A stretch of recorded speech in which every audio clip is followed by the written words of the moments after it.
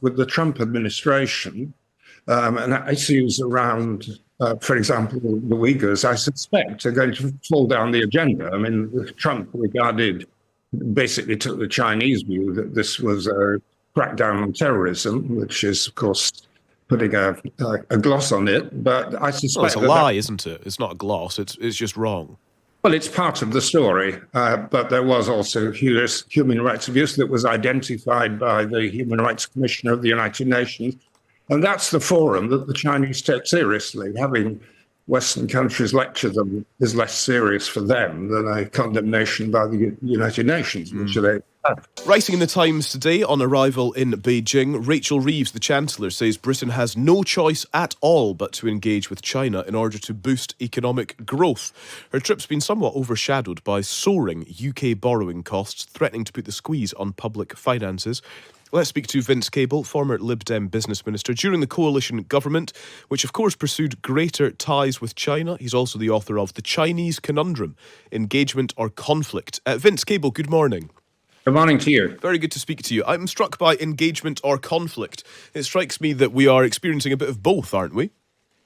We are, and part of the problem of dealing with China is that you have a mixture of threats and opportunities, and it's getting the balance right. But the basic point about the world is we now have two superpowers, and we have to have a business-like relationship with both of them, whether or not we like their governments. When we say whether or not we like their governments, what does this mean by way of the business relationship? Does it mean expanding cheaper Chinese technology into our markets here? Would you support Reeves if that was something of the deal that she might end up with at some point along the way? Well, there are areas where Chinese technology is world leader. We made a very difficult decision a few years ago with Huawei, where I think the judgment of both the business community and security services was that a relationship, albeit a cautious one, was actually in the national interest, and we were overruled by the United States. But there are cases where the Chinese have good technology, good companies, and we've got to work with them. I mean, there are cybersecurity threats. We've got to be very conscious of that and cautious about it. But undoubtedly, they are a superpower. They're a massive market. They have very advanced technology, and we've got to be able to deal with it.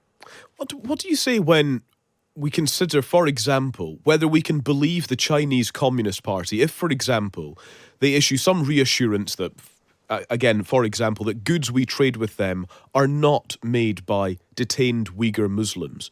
Should we take the Chinese Communist Party at their word?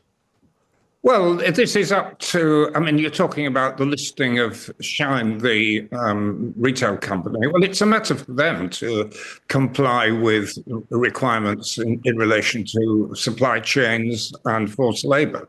Don't we have a moral duty, though, there, Mr. Cable, to exert some pressure and say, hang on, we do not stand for that? Well, we don't stand for it, and we should say so. And certainly when I went to China with the coalition government, shortly after we came into power, we had a discussion with the president. Human rights issues were raised. In that case, it was regarding Tibet, and they registered them. As you know, they have a different view about human rights, which concentrate on economic and social rights rather than human rights as we would understand them. We state our position. We should continue to do it. And where we have a legitimate interest, which is in relation to Hong Kong, for example, we shouldn't be uninhibited. But the Chinese understand that, and all our previous dialogue with the Chinese reflected the fact that we had a different system. Yeah, a different system is perhaps putting it a little too lightly, wouldn't you agree? It is a different system, but if we're going on human rights. If we're going to have to deal with the real world, very many of the countries we have to deal with have a human rights record which is as bad as, or in some cases, worse than China. I'm thinking of Saudi Arabia. We have to deal with Saudi Arabia. Economically, they're a major power in the energy world, and there are other countries which are in the same league. Unfortunately, China doesn't meet what we would regard as comfortable levels of human rights, and we should say so, but we should nonetheless have a business-like relationship. In any event, with the Trump administration and issues around, for example, the Uyghurs, I suspect are going to fall down the agenda. Trump basically took the Chinese view that this was a crackdown on terrorism, which is, of course, putting a gloss on it, but I suspect Well, it's a lie, isn't it? It's not a gloss. It's just wrong. Well, it's part of the story, but there was also human rights abuse that was identified by the Human Rights Commissioner of the United Nations. And that's the forum that the Chinese take seriously. Having Western countries lecture them is less serious for them than a condemnation by the United Nations, which they have. Yeah. When we think back to the so-called golden era of the coalition government, this desire by David Cameron, George Osborne, indeed yourself, to work more closely with China, is there any evidence at all that closer ties have demonstrably improved things like human rights in China? Have we exerted any influence whatsoever on the Chinese Communist Party when it comes to these sorts of things, which is often used as an argument for trading with countries like China, that actually we might be able to bring them, in inverted commas, into line? Well, I wouldn't take that view anyway. I think we were very realistic about the nature of modern China, that had major economic and technological success, but didn't have our political system and didn't have our approach to human rights, and there was nothing we could do to influence that. That is the basic realism, and I think it would have been naive to imagine that we could change their system externally, particularly as Britain is a middle-level power. It's not a superpower. Is Rachel Reeves right to be there at this moment? It was put to us on this programme already that this sort of trip, just, 10 days before Donald Trump is inaugurated as president, might be a little careless by way of timing. Shouldn't we wait till he becomes president and smooth out this three-way relationship between the UK, the US and China?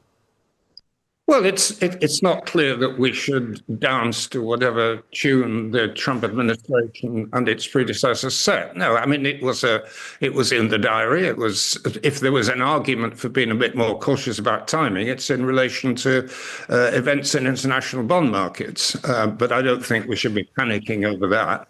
And I don't think we should have the United States dictating to us how we develop our overseas relationship. Could this be a new golden era? In fact, has the golden era ever ended? Is what's Rachel Reeves' role and responsibility here? No, that phrase was, I think, perhaps rather silly bit of flattery. I'm not sure whether it came from the Chinese side or our side.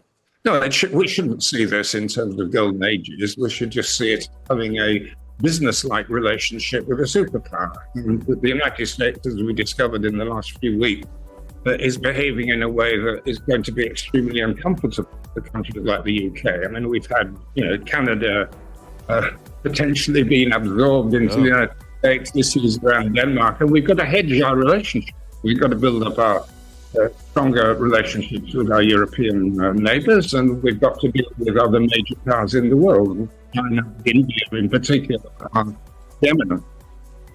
Vince Cable, thank you very much. Time is against us. We will leave it there, but fascinating to hear your perspective. Thank you very much. Vince Cable, who of course was Lib Dem business minister during the coalition government. Your thoughts very welcome on WhatsApp 0333 003 2353.